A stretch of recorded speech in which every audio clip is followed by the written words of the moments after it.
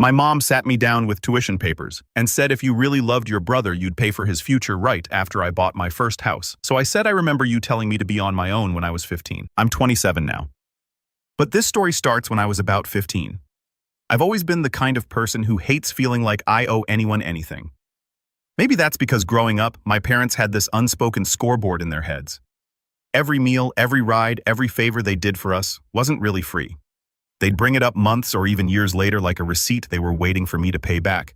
It made me feel like even basic parenting was something I was supposed to earn. And when you're a teenager, that leaves a mark. Money was always complicated in our house. My parents weren't poor. They both had decent jobs, but my younger brother Ryan was their golden child. He's 3 years younger than me. And from the moment he was born, everything seemed to orbit around him. Private soccer training, expensive camps, top-of-the-line clothes, and no matter how much it cost, Mom and Dad never hesitated. For me, though, things were different.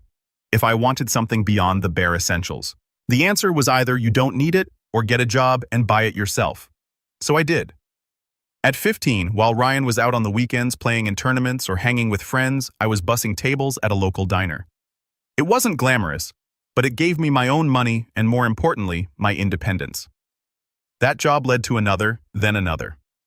By the time I graduated high school, I had savings. Not a lot, but enough to help me pay for community college without asking my parents for a single cent. I remember my dad making some offhand comment about me thinking I'm better than everyone else because I didn't need their help. At the time, I laughed it off. College was where the divide between me and my family got even bigger. While I was juggling 2 part-time jobs and classes, Ryan was finding himself, which apparently meant dropping out of college after a semester and spending the next few years working odd jobs, quitting every time. He didn't vibe with the management. My parents always had an excuse ready for him. He's just figuring things out. He's got a lot of potential. You know he's not like you, Daniel. I started noticing a pattern. Anytime I achieved something, it was brushed off as no big deal. But if Ryan did the bare minimum, it was a family celebration. When I was 24, I landed a solid job in tech. It wasn't flashy at first, but I worked hard, learned everything I could, and started climbing the ladder. Within a year, I was making enough to finally think about getting out of my cramped apartment. I didn't tell my parents right away. I knew how they were, but I quietly started looking at houses. Every open house I went to felt surreal, like I was getting closer to something that had always felt impossible for someone like me. The day I closed on my first home, I was shaking from excitement. It wasn't some mansion, but it was mine. I'd worked for every brick, every dollar of that down payment. I invited my parents and Ryan over for dinner as a surprise, thinking maybe they'd be proud. That was my first mistake. The moment they stepped inside, I could see it in my mom's face. She wasn't happy for me. She was calculating. Her eyes swept over the place like she was taking inventory. My dad made a joke about me secretly winning the lottery. And Ryan, he barely said a word, just walked around like he was scoping it out. The only genuine reaction I got was from my aunt, who came along and kept saying how impressed she was. But when we sat down to eat, the comment started. "It's nice," my mom said. "But don't you think it's a bit much for someone your age?" "Yeah," Ryan chimed in. "You probably could have helped out with other things instead of splurging on this." I remember putting my fork down slowly and asking what other things. And that's when my mom gave me this look, like I was supposed to know exactly what she meant. "Your brother's been talking about going back to school," she said. "But you know how expensive that is. We thought maybe, well, you've got this big house now. You could have chipped in a little to help him get a head start." It hit me like a slap. Not once had they asked if I needed help with my down payment, my furniture, my bills. But now that I had something to show for myself, it was already being mentally allocated to Ryan. I tried to keep my voice steady. "I worked for this. I didn't take anything from you. Why should I be expected to pay for Ryan's choices?" The air got tense. My dad muttered something about family helping family. And Ryan looked at me like I'd personally betrayed him. I ended that dinner early. As they left, my mom gave me a hug, the kind that's more like a squeeze, and whispered, "Don't be selfish, Daniel. We'll talk about this again." I thought maybe it would just blow over. I was wrong. Over the next few weeks, little comments started creeping into every conversation. My mom would call and say things like, "Ryan's been looking at classes, but we just can't make it work without some help. And it's such a shame when people in the family have the means to help and just don't." My dad kept reminding me of everything they'd done for me growing up, which was laughable considering how little they'd actually supported me financially. The final straw before things exploded came one Sunday afternoon. I got a text from Ryan. We need to talk. Come by. I figured maybe he wanted to apologize or at least explain. When I showed up, my parents were there too, sitting at the kitchen table with papers spread out, college brochures, tuition breakdowns, a proposal for how much I could reasonably contribute to Ryan's education over the next 4 years. I laughed. I actually laughed out loud because it was so absurd. You seriously made a payment plan for me for my brother? I asked. My mom shot me a sharp look. This isn't a joke, Daniel. This is his future. If you care about family, you'll do this. And then Ryan, with zero shame, said, I mean, it's not like you don't have the money. You bought a whole house, man. Why should you get to have all that while I'm stuck here? Something in me snapped that day. I stood up, told them I wasn't giving a single cent, and walked out. I thought maybe they'd be mad for a while, maybe even stopped talking to me for a bit. I didn't think they'd go as far as they did next. Because 2 weeks later, I got a letter in the mail. It was from a lawyer. And when I read it, my hands started shaking all over again. But this time, it wasn't excitement. It was rage. I must have read that letter a dozen times before it sank in. My own parents were suing me. The claim was something about willfully depriving a dependent family member of necessary opportunities. The dependent being Ryan. Of course, they were framing it like I'd somehow blocked him from getting an education, as if my refusal to fund his second attempt at college was the same as taking money away from him. It was so outrageous I almost thought it had to be some kind of bluff. The letter demanded a settlement, an amount suspiciously close to the total tuition cost they'd shown me at the kitchen table. It also hinted at emotional damages Ryan had suffered because I flaunted my success in his face. I remember sitting there at my dining table, my coffee going cold, and just thinking, this can't be real. Surely they wouldn't actually go through with it. But they did. Within a week, my mom started calling me daily, each time switching between guilt and anger. One day it was, Daniel, you're tearing this family apart. Is a little generosity really worth losing us over?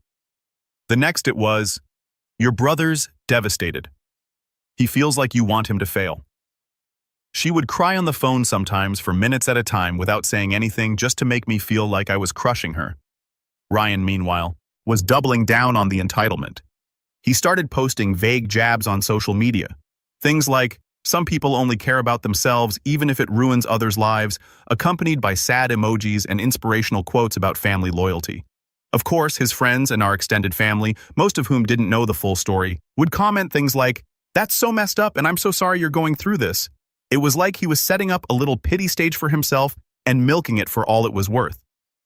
I started noticing the subtle ways my parents were twisting the narrative to relatives. At a cousin's birthday party, my aunt pulled me aside and said, I just wish you and Ryan could work this out. He's been so down since you bought that house. I asked her what she meant, and she said, well, your parents told us you refused to help him after making all this money. No mention of how I'd been on my own since I was a teenager or how Ryan had blown multiple chances already. Just the edited, family-friendly version that made me look cold and selfish. It got to the point where I started dreading family events. At my grandmother's Sunday lunch, I overheard my dad telling a neighbor that Daniel's gotten too big for his boots and forgot where he came from. I tried to let it roll off my back, but it was harder than I thought. I wasn't just being painted as the villain, I was being erased. Years of struggle, every sacrifice I'd made, every hour of overtime, none of it counted. The only thing that mattered to them was that I wasn't bending to their will. One night, Ryan actually showed up at my house unannounced. He didn't even knock, just stood outside ringing the doorbell until I opened it. He looked smug, like he'd been waiting to deliver a line. You know you're going to lose, right? He said casually. Mom and Dad have the lawyer and the families on their side. It'll be easier if you just pay up now and save yourself the embarrassment. I couldn't believe the arrogance. I told him to leave, and when he didn't move, I stepped outside and shut the door behind me. We stood there on my front porch, him with that half smirk, me trying to keep my voice level. You're not entitled to my money, Ryan. I said you've had chance after chance, and you've thrown them away. This is on you, not me. That's when he said something that really lodged itself in my brain. You only got here because you had it easier than me. Mom and Dad were harder on me. I deserve a fair shot too. Easier. He actually thought my life had been easier. I stared at him for a long second before saying, if you think I had it easy, you weren't paying attention. Then I went back inside and locked the door. From that night on, things ramped up even more. My parents stopped calling directly and started going through other people, aunts, uncles, even my grandmother. I'd get voicemails like, sweetheart, your mom says this is just a misunderstanding. Maybe if you sent your brother a little something to get started, we could all move on. Or Daniel, you know your father's blood pressure isn't good. This stress isn't helping. Every single one was another attempt to wear me down. Meanwhile, the lawsuit was moving forward. I had to hire my own lawyer just to defend myself from my own family. Every document that came through had their names on it, my parents, my brother in black and white. It didn't matter that it was absurd or that I knew I'd win. The emotional weight of it was crushing. At night, I'd lie in bed and wonder how the same people who were supposed to protect me could turn into this. And then came the moment I realized they weren't just trying to get money from me. They were trying to take something much bigger. It started with a voicemail from my realtor of all people. She sounded concerned. She said she'd gotten a strange inquiry about my house asking if it was available for purchase or rental because the current occupant might not be there much longer. She didn't give me a name, but I didn't need one because there were only 3 people who knew exactly how to hit me where it would hurt the most. I called my realtor back immediately and she confirmed what I already suspected. The inquiry hadn't come from some random stranger. It had been my mother. She had actually called my realtor pretending to be a friend of the family and asked about my house as if she was just curious. But my realtor, sensing something odd, pressed her a bit and found out that my mom had hinted I might not be able to keep the property much longer and that it would be a shame if it went to waste when another family member could use it. My chest tightened. Another family member. There was no mistaking who she met. They weren't just trying to get money out of me. They were setting the stage to take my house.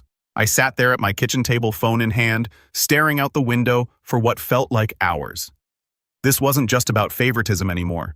This wasn't just Ryan being entitled or my parents guilt-tripping me. This was a deliberate move to undermine everything I'd worked for. The place I had fought to buy, the one symbol of independence I had from them. They were already circling it like vultures. The more I thought about it, the more the pieces started clicking into place. That first dinner when I invited them over, the way my mom's eyes had scanned the place, the comment about it being a bit much for someone my age, Ryan's digs about me having all that while he's stuck here. It had all been leading up to this. The lawsuit wasn't just about tuition. If they could paint me as someone who unfairly deprived Ryan, they could spin it into some legal leverage over my assets, my house. And then the real gut punch came. I got an email from my lawyer forwarding a newly filed amendment in their case. It claimed that part of the reason they were seeking damages was because the defendant's current living situation was acquired through funds that could have been allocated to support the plaintiff's education and career development. In other words, they were trying to argue that my house itself was evidence of my selfishness and misallocation of resources. They weren't just hinting at it now, they were putting it in legal writing. That night, I called my mom. I didn't even plan what I was going to say. I just needed to hear her voice and understand how she could possibly justify this. She picked up after a few rings, and her voice was sickly sweet, like nothing was wrong. Daniel, I was just telling your aunt how proud I am of you. Cut it, Mom, I said, my voice shaking. Why did you call my realtor? There was a pause. Then, without missing a beat, she sighed. I was just looking out for the family. If things don't go your way in court, it would be better if the house stayed with someone in the family instead of strangers. You know Ryan would take good care of it. I felt my jaw clench. You're planning for me to lose my home before the case is even over. You've already decided I'm guilty. It's not about guilt, Daniel. It's about doing what's right for your brother. He's been through so much. So much. I cut in. He said every opportunity handed to him while I've been on my own since I was a teenager. I worked for this house. You never helped me, not once. And now you think you can just take it. Her tone shifted sharper now. Don't be dramatic. You wouldn't be where you are without how we raised you. We made sacrifices too. This is your chance to give back. Give back. That phrase hit me like a brick. It was the same thing she'd said when I was 16 and refused to hand over half my paycheck to help with household expenses while Ryan got to spend his allowance on video games. It was the same phrase she'd used when I declined to co-sign a car loan for him at 21. To her, my success wasn't mine. It was a debt I owed them, one they could collect on whenever they wanted. I hung up without saying another word. My hands were shaking so badly I almost dropped the phone. It wasn't just anger anymore. It was something deeper, something that made my stomach twist. A mix of betrayal and clarity. Because in that moment, I finally understood they were never going to stop. It didn't matter how much I explained, how much I showed them that I'd built my life without their help. In their minds, Ryan's failures were my responsibility to fix, and anything I had was fair game. The only justice they believed in was one where Ryan came out on top, even if it meant tearing me down to nothing. The next week, things got worse. I found out from a mutual friend that Ryan had been bragging to a couple of his buddies that the house would be his soon. One of them apparently asked if I was selling, and Ryan had smirked and said, "Not exactly. Let's just say Mom and Dad are handling it." Hearing that broke something in me. I'd spent years swallowing little jabs, letting them chip away at my achievements because I didn't want to cause waves. But now they were trying to strip me of the one thing that symbolized all those years of grinding. All those nights I'd gone without so I could save for a future no one else believed in. And that's when I made a decision. If they wanted a war, they were going to get one. But I wasn't going to fight it their way. I was going to make sure that when I pushed back, they'd regret ever thinking they could take what was mine. The weeks that followed felt like walking through quicksand. Every day there was another blow, another reminder that my own family had positioned themselves as my enemies. My lawyer was doing what he could, but every new filing from their side felt like a punch to the gut. The language was so cold, so calculated, it was like they'd erased me as a son and rewritten me as some faceless opponent they needed to beat in court. I stopped sleeping properly. Some nights I'd stare at the ceiling for hours, my mind running in loops. What if they somehow won? What if they took the house? Where would I go? What would I have left? My home had always been my sanctuary, the first place I could close the door and know no one could barge in and tell me what to do. Now even sitting in my living room felt tense, like the walls weren't mine anymore. My work started to suffer too. I'd catch myself zoning out in meetings, missing deadlines because I was buried in legal paperwork. My boss noticed, and while he was sympathetic when I told him it was a family legal matter, I could tell his patience wouldn't last forever. I'd worked so hard to build a reputation as reliable as someone who could handle anything thrown at me, and now I was watching it crack. The worst part was the isolation. My parents had done such a good job of controlling the story that most of my extended family thought I was being cruel. Invitations to birthdays, dinners, and even casual get-togethers started to slip through the cracks. I'd see photos posted online, big smiling group shots with captions like "Family First," and there'd be Ryan grinning in the middle, my parents on either side. I wasn't even mentioned anymore. One night, I opened my fridge and realized I hadn't done a proper grocery run in weeks. I'd been living off takeout and whatever I could grab from the corner store because I didn't have the energy to shop. Standing there in the dim light of the fridge, staring at a single carton of eggs and half a bottle of orange juice, I felt this wave of hopelessness wash over me. It wasn't just about the lawsuit anymore. It was the feeling that no matter what I did, I'd always be the outsider in my own family. But in that low moment, something else sparked. 2. I remembered being 15, standing behind the counter at the diner on a Friday night, my hands raw from scrubbing dishes, knowing I had to be up early for a double shift the next day. I'd done that for years, without a safety net, without anyone cheering me on. Every single step I'd taken since then had been because I refused to give up when it would have been easier to quit. And that's when I decided I wasn't going to let them take everything from me. I stopped answering their calls. I told my lawyer to handle all communication, no matter how trivial, so I wouldn't have to hear their voices or read their manipulative messages. I started quietly going through my finances, making sure every asset I had was locked down, every account secured. I pulled my credit report to check for anything suspicious. I even installed a security system on my house just in case Ryan decided to drop by again. In public, I played it calm. If anyone asked how I was doing, I'd just say handling it and change the subject. But privately, I was building a plan because I realized that if I fought them head-on, they'd just keep trying to twist the story until I looked like the aggressor. No, I needed to be smarter. I needed to let them dig their own hole and then make sure they couldn't climb out of it. The first step was gathering proof not just for court, but for me. Proof of every manipulative call, every backhanded comment, every time they tried to undermine me. If I was going to fight back, I wanted it all in black and white. Still, I kept my head down. Outwardly, it looked like they'd beaten me down into silence. And maybe that's what they believed, which was exactly what I wanted them to think. Because when you're at rock bottom, no one sees you coming back. And I was going to make sure my return hit them harder than they ever expected. It's strange how once you stop feeding someone's drama, they start thinking you've disappeared. My parents and Ryan seemed to take my silence as proof that they were winning. In reality, it gave me the space I needed to rebuild. Not just my defenses, but my life. The first change came at work. My boss called me into his office one afternoon, and I braced myself for bad news. Instead, he closed the door and said, "Look, I don't know what's going on in your personal life, but I know you're good at what you do. If you can focus, I'm willing to put you on a project that could lead to a promotion. It was like someone had cracked a window in a stuffy room, a rush of fresh air. I threw myself into that project. Long hours, meticulous planning, going the extra mile. I wasn't just trying to prove myself to my boss. I was reminding myself what I was capable of, and it worked. The project was a success, and a few weeks later I was offered the promotion. Along with it came a significant pay bump, enough that my financial cushion grew thicker, my savings healthier. It didn't erase the stress of the lawsuit, but it made me feel secure again. Meanwhile, my lawyer was quietly picking apart their case. He'd managed to get records of Ryan's past employment history, his previous failed college attempts, even messages where my parents admitted they'd spoiled him too much. Each piece was another thread in the fabric of their hypocrisy. I didn't gloat. Not yet. I just filed it all away, letting it pile up. Outside of work, I started focusing on myself again. I rejoined the gym I'd quit months ago, partly to clear my head, and partly to remind myself that my body didn't have to carry the weight of all this stress. I started cooking real meals again. Nothing fancy, but there was something therapeutic about chopping vegetables and actually sitting down to eat. I also began reconnecting with people I drifted from. Not the family members who'd bought into my parents' version of events. I left them to their group photos and fake smiles, but old friends. Co-workers I trusted, people who knew me without the filter of my family's gossip. Little by little, I rebuilt a circle around me that wasn't poisoned by their manipulation.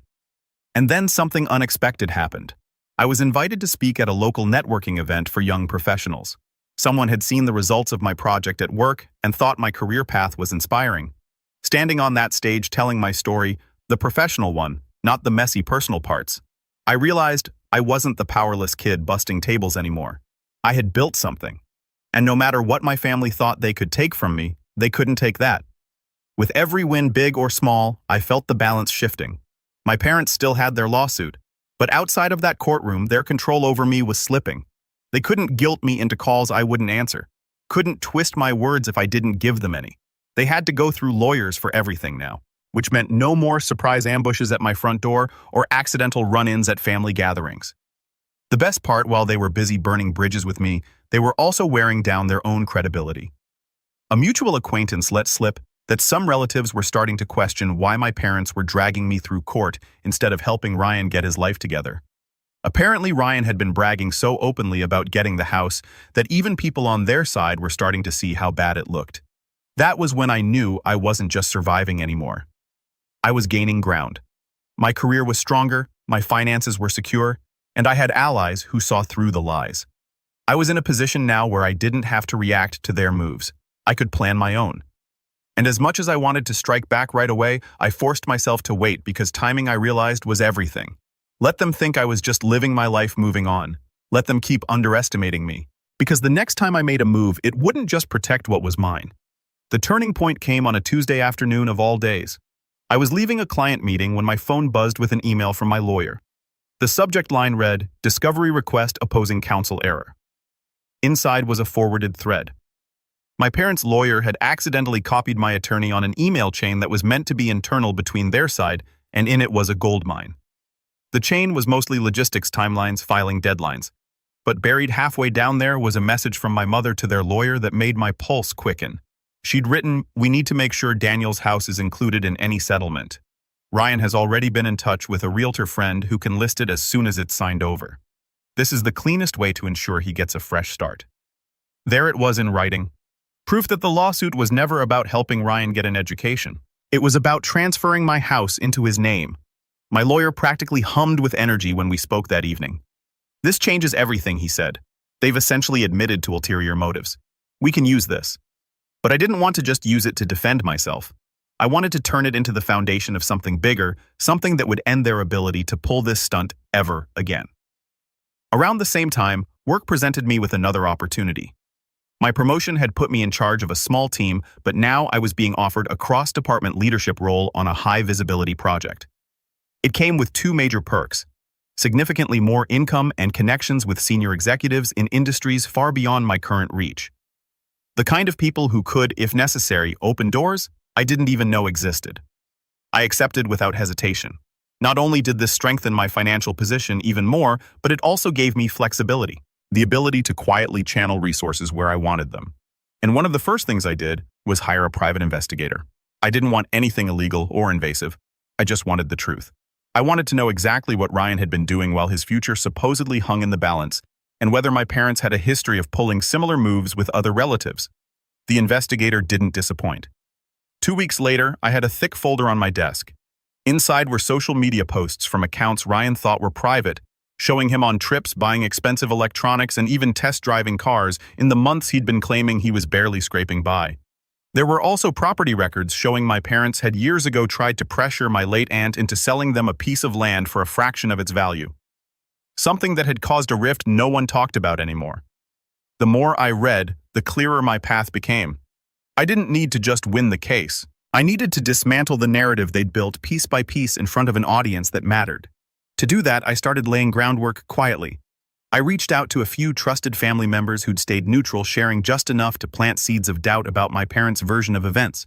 I made sure my financial records, employment history, and proof of independence since I was a teenager were neatly documented, time-stamped, and ready to be shown to anyone who mattered. And the best part, that incriminating email chain wasn't the only mistake they made. My PI had managed to uncover a conversation recorded legally in a public setting where Ryan bragged to a friend at a bar that he'd finally found a way to cash in on having a rich brother. The friend had laughed, asking if I'd agreed to it, and Ryan replied, "No man, Mom and Dad are making it happen. Once it's mine, I'll sell the place and be set for years." I listened to that recording 3 times in a row, each time feeling the same cold clarity settle in. They thought they were closing in, but in reality they'd already handed me the tools to break them wide open. All I had to do now was choose the perfect moment to pull the pin. I waited not out of hesitation, but because I knew the most devastating strike wasn't a loud, angry blow. It was a quiet, precise one. My parents and Ryan were still moving full steam ahead with their case, oblivious to the fact that they'd already laid the groundwork for their own undoing. The court date was approaching, and with it came the pre-trial conference. The meeting where both sides would lay out their strongest positions to gauge whether a settlement was possible. That was my stage. When we walked into the conference room, my parents were there with Ryan sitting smugly between them. My mother gave me that self-satisfied smile she used when she thought she had the upper hand. My dad avoided my eyes, a silent show of mock disappointment. Ryan, of course, leaned back in his chair like he was already signing the deed to my house. The mediator began with pleasantries, then asked my lawyer to speak first. We'd agreed beforehand. No emotion, no long speeches, just facts. My lawyer slid a thin binder across the table to their side. This, he said, is the complete documentation of my client's financial independence since age 15. Employment records, tax returns, proof of tuition payments, and property purchase receipts. You'll note not a single cent came from his parents at any point. Ryan snorted quietly, but my lawyer didn't pause. He flipped the binder open to a flagged page. And here, he said evenly, is an email from the plaintiffs in their own words, confirming that this lawsuit's primary goal is to obtain the defendant's home for transfer to another party. My mother's face drained of color so fast it was almost comical. My dad's lips pressed into a thin line. Ryan sat forward, trying to read the page, his confidence wobbling. And lastly, my lawyer said, pressing a button on his laptop, a short audio clip. Ryan's voice filled the room. "No man, Mom and Dad are making it happen. Once it's mine, I'll sell the place and be set for years." Silence. You could hear the ticking of the wall clock. My lawyer let it hang for a good 5 seconds before saying, "Given these facts, we believe the court will not only dismiss the case, but will find grounds for filing a countersuit for damages, including legal fees and reputational harm." The mediator cleared his throat and looked at their lawyer. "Do you wish to respond?" Their lawyer's face was tight, his jaw working like he was chewing on nails. He leaned toward my parents, whispering urgently. My mother shook her head rapidly, eyes darting to me with something that looked almost like fear. Ryan muttered something under his breath that made my dad glare at him. Finally, their lawyer straightened up. "We'll need a moment to discuss this privately." They left the room. I sat there, my hands folded, not saying a word. Inside, I felt that strange, satisfying calm that comes when you know the fight is already over. 10 minutes later, they came back in their expressions carefully blank. "We're willing to withdraw the lawsuit," their lawyer said stiffly, with each party covering their own legal fees. My lawyer didn't even look at me before replying, "That's unacceptable. We have clear evidence of malicious intent, and will proceed with our countersuit unless we receive a written apology, a public retraction of all prior statements made against my client, and full reimbursement of his legal costs." Ryan's head snapped toward my parents. "We're not." "Yes, we are." My mother cut in, her voice tight, and that was it.